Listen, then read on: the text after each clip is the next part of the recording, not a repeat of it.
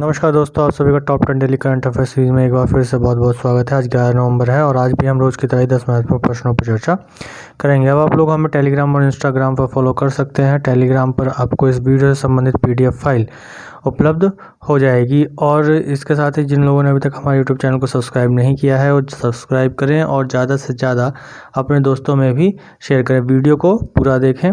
तो चलते हैं आज के अपने पहले प्रश्न पर, जो कि हमारा होता है कल के वीडियो के अंत में पूछा गया प्रश्न। तो कल के वीडियो के अंदर पूछा गया प्रश्न कुछ इस प्रकार था कि हाल ही में किसे बायोस्फीयर रिजर्व के रूप में यूनेस्को के विश्व नेटवर्क में शामिल किया गया है। तो ऑप्शन थे इसमें Manas tiger reserve, Pakke tiger reserve, Panna tiger reserve, Bandhavgarh tiger reserve. तो इसका आंसर है Panna tiger reserve. Panna tiger reserve के साथ विश्व नेटवर्क में, यूनेस्को के विश्व नेटवर्क में भारत में बायोस्फीयर रिजर्व की संख्या 12 हो गई है। 12 बायोस्फीयर रिजर्व हो गए हैं भारत में, जो वर्ल्ड यूनेस्को बायोस्फीयर रिजर्व में शामिल है।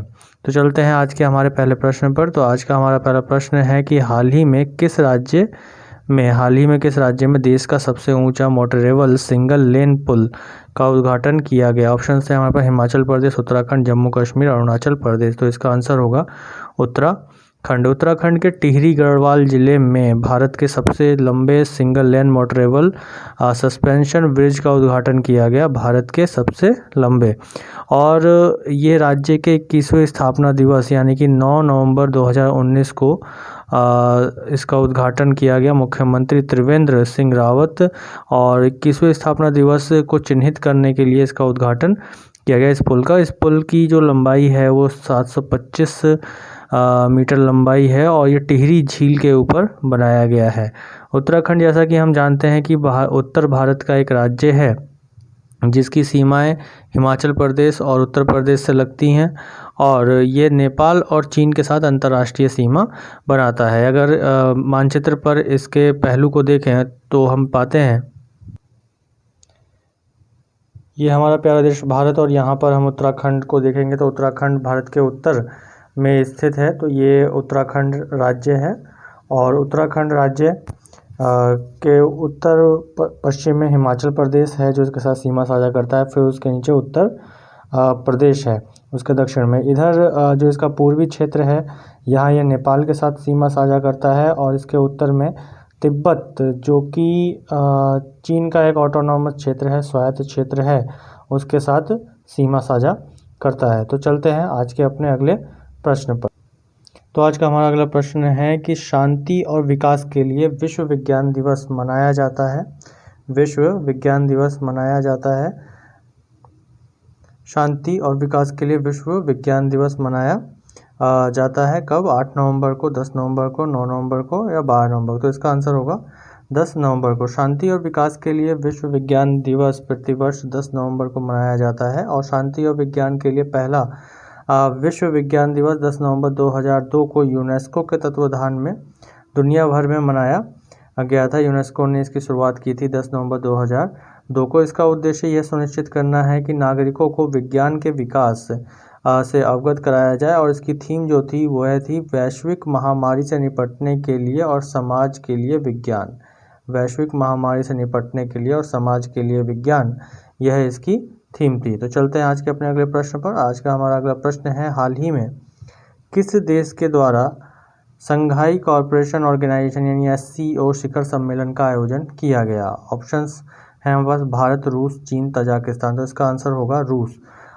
रूस द्वारा संघाई सहयोग संगठन शिखर सम्मेलन 2020 का आयोजन किया गया, और भारत की ओर से इस शिखर सम्मेलन में भारतीय प्रतिनिधिमंडल का नेतृत्व जो है भारत के प्रधानमंत्री श्री नरेंद्र मोदी जी ने किया, और इस शिखर सम्मेलन में मॉस्को घोषणा पत्र को अपनाया गया, और द्वितीय विश्व युद्ध की जो 75वीं वर्षगांठ है उस पर वक्तव्य जारी किया गया। उसके साथ साथ कोविड-19 और डिजिटल अर्थव्यवस्था जैसे मुद्दों पर भी विचार विमर्श किए गए। इसके अतिरिक्त अगर हम देखें तो संघाई सहयोग संगठन एक राजनीतिक, आर्थिक और सुरक्षा गठबंधन है जिसके निर्माण की घोषणा 2001 में 6 देशों के नेताओं ने मिलकर की थी, और वर्तमान में इसमें 8 सदस्य देश हैं, क्योंकि भारत और पाकिस्तान इसमें 2017 में इसमें पूर्ण सदस्य के रूप में शामिल हुए। अन्य जो 6 सदस्य देश हैं उस पर अगर हम नज़र डालें तो हम पाते हैं कि चीन, कजाकिस्तान, किर्गिस्तान, रूस, तजाकिस्तान और उज्बेकिस्तान, ये इसके 6 सदस्य देश हैं। इसका मुख्यालय बीजिंग चीन में है। इसका मुख्यालय कहाँ है? बीजिंग चीन में है। तो चलते हैं आज के अपने अगले प्रश्न पर। अगला प्रश्न है हमारा, हाल ही में 15वें वित्त आयोग ने वित्त वर्ष 2021-22 से 2025-26 के लिए अपनी रिपोर्ट राष्ट्रपति को सौंपी। 15वें वित्त आयोग के अध्यक्ष कौन है? ऑप्शन है हमारे पास राजकुमार सिंह, नंद किशोर सिंह, के रंगराजन अय्यर या सिद्धार्थ आर शर्मा। तो इसका आंसर होगा नंद किशोर सिंह यानी एन के सिंह। नंद किशोर सिंह, एन के सिंह यानी कि एन के सिंह के नेतृत्व में 15वें वित्त आयोग ने वित्त वर्ष 2021 और 22 से 2025-26 के लिए अपनी रिपोर्ट राष्ट्रपति को सौंपी है और राष्ट्रपति इसे पार्लियामेंट में, संसद में प्रस्तुत करेंगे। तो इस रिपोर्ट का जो शीर्षक था वह था कोविड समय में वित्त आयोग। कोविड समय में वित्त आयोग शीर्षक से रिपोर्ट सौंपी गई है राष्ट्रपति जी को और राष्ट्रपति इसे संसद में प्रस्तुत करेंगे। तो 15वें वित्त आयोग का गठन जो किया गया वो 27 नवंबर 2017 को किया गया था और आयोग ने 5 दिसंबर 2019 को वित्तीय वर्ष 20-21 के लिए अपनी पहली रिपोर्ट राष्ट्रपति को सौंपी थी और अभी जो सौंपी है वो अंतिम रिपोर्ट है। नंद किशोर सिंह 15वें वित्त आयोग के अध्यक्ष हैं और वित्त आयोग एक संवैधानिक निकाय है और जो भारत के संविधान के अनुच्छेद 280 के तहत हर 5 साल पर बनाया जाता है। ये केंद्र के वित्तीय संसाधनों के हस्तांतरण को सिफारिश करता है केंद्र से राज्यों के बीच में। तो चलते हैं आज के अपने अगले प्रश्न पर। हमारा अगला प्रश्न है कि हाल ही में कौन सा राज्य पढ़ना लिखना अभियान कार्यक्रम का हिस्सा बना? पढ़ना लिखना अभियान कार्यक्रम का हिस्सा बना। ऑप्शन है हमारे पास कर्नाटक, केरल, उत्तर प्रदेश, बिहार। तो इसका आंसर होगा केरल। केरल राज्य अभी हाल ही में पढ़ना लिखना अभियान कार्यक्रम का हिस्सा बन गया है और अब यह राज्य साक्षरता कार्यक्रम के लिए केंद्रीय फंड प्राप्त करेगा। शिक्षा मंत्रालय ने वयस्क शिक्षा को बढ़ावा देने और निरक्षरता का उन्मूलन करने के लिए पढ़ना लिखना अभियान शुरू किया। यानी कि जो वयस्क लोग हैं, जो काफ़ी एज वाले लोग हैं, बूढ़े लोग हैं, उन जो पढ़ना लिखना नहीं जानते हैं उनको पढ़ाई लिखाई सिखाने के लिए अभियान शुरू किया गया। और इस अभियान के तहत जो उस क्षेत्र के छात्र हैं, बच्चे हैं जो स्कूल जाते हैं तो पढ़ना लिखना जानते हैं, उन्होंने अपने अपने इलाकों में वयस्क लोगों को साक्षर बनाने के लिए उन्हें प्रोत्साहित किया जाएगा इस अभियान के तहत। कौन सा अभियान? पढ़ना लिखना अभियान। और इसका जो लक्ष्य है वह लक्ष्य है कि 2030 तक देश में पूर्ण साक्षरता को प्राप्त कर लेना है। और केरल पर अगर एक नज़र डालें तो केरल दक्षिण भारत का एक राज्य है। इसके उत्तर में कर्नाटक और पूर्व में तमिलनाडु राज्य है तथा इसके पश्चिम में अरब सागर है और दक्षिण में हिंद महासागर स्थित है। केरल की राजधानी तिरुवनंतपुरम है और मुख्यमंत्री पिनराई विजयन तथा इसके राज्यपाल कौन है? आरिफ मोहम्मद खान है। अगर केरल की स्थिति हम भारतीय मानचित्र पर देखें तो वह कुछ इस प्रकार दिखाई देती है। तो ये भारत का मानचित्र है और यहाँ हिंद महासागर है यानी कि इंडियन ओशन है और ये अरेबियन सी है, अरब सागर है, इधर बंगाल की खाड़ी है। तो यहाँ अगर हम देखें तो जो केरल राज्य है वो भारत के दक्षिण में स्थित है और इसके जो पड़ोसी राज्य हैं जो जिससे सीमा साझा करते हैं, इधर ये कर्नाटक है और यहाँ ये तमिलनाडु है। केरल के अगर पश्चिम में हम देख रहे हैं तो ये अरब सागर है यहाँ पर और यह दक्षिण में इंडियन ओशन। इसकी राजधानी तिरुवनंतपुरम यहाँ पर स्थित है। तो चलते हैं आज के अपने अगले प्रश्न पर। हमारा अगला प्रश्न है कि पुस्तक your best day is today के लेखक कौन है?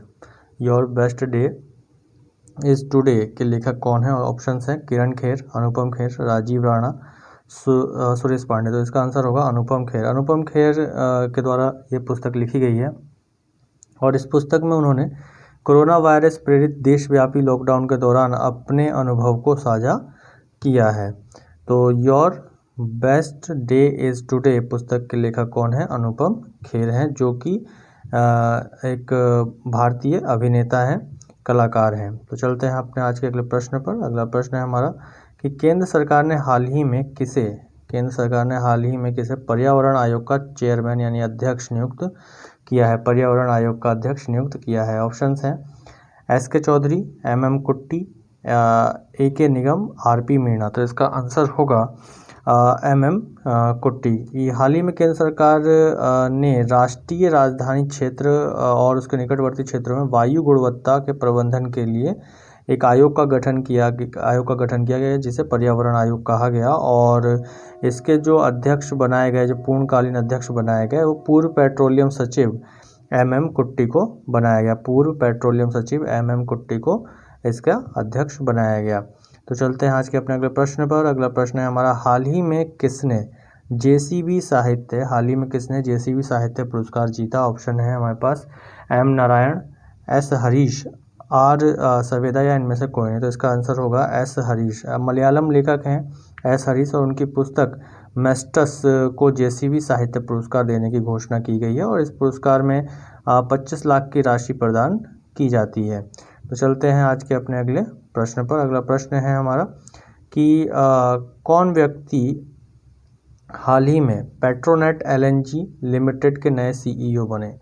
पेट्रोनेट LNG लिमिटेड के नए CEO बने। तो ऑप्शंस हैं हमारे पास राकेश कुमार सिंह, अक्षय कुमार सिंह, मनीष सिंह राजपूत या इनमें से कोई नहीं। तो इसका आंसर होगा आपका अक्षय कुमार सिंह। अक्षय कुमार सिंह अभी पेट्रोनेट LNG लिमिटेड के नए CEO के रूप में नियुक्त किए गए हैं। तो चलते हैं आज के अपने प्रश्न पर। अगला प्रश्न है हमारा, देश में अपनी तरह का प्रथम fire detection and separation system को विकसित किया गया किसके द्वारा? इसरो, DRDO, ICMR या इनमें से कोई नहीं। तो इसका आंसर होगा DRDO। Defence research and development organisation ने अपनी तरह का पहला fire detection and separation system को विकसित किया, यानी कि जहाँ पे आग लगने की संभावना ज़्यादा है वहाँ को डिटेक्ट करना और वहाँ पर सुरक्षा व्यवस्थाओं को स्थापित करना इस सिस्टम का प्रमुख उद्देश्य होगा। और आग लगने वाली जैसी घटनाएं, जिससे दुर्घटना बड़े पैमाने पर देखी जाती है, उससे बचाव भी इसका उद्देश्य है। तो DRDO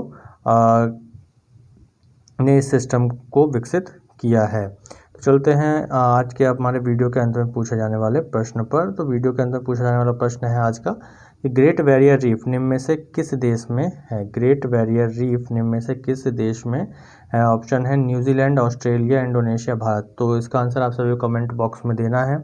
और इस वीडियो से संबंधित PDF फाइल आपको टेलीग्राम पर अपलोड हो जाएगी और वहाँ से आप लोग डाउनलोड कर सकते हैं। टेलीग्राम पर जाकर आप इस नाम से सर्च करेंगे तो आपको हमारा चैनल मिल जाएगा और वहाँ सर्च करने के बाद नीचे ज्वाइन के लिए आता है ऑप्शन और आप उसको क्लिक करके हमारे चैनल को ज्वाइन कर सकते हैं। और जब भी हम इस पर कोई भी चीज़ डालेंगे तो आपके पास नोटिफिकेशन पहुंच जाया करेगा। और आप लोगों को यहाँ तक वीडियो अच्छी लगी हो तो ज़्यादा से ज़्यादा शेयर कीजिए अपने दोस्तों में और सब्सक्राइब करना ना भूलें। और सब्सक्राइब जिन्होंने किया है वो बेल आइकन को प्रेस करना ना भूलें। धन्यवाद।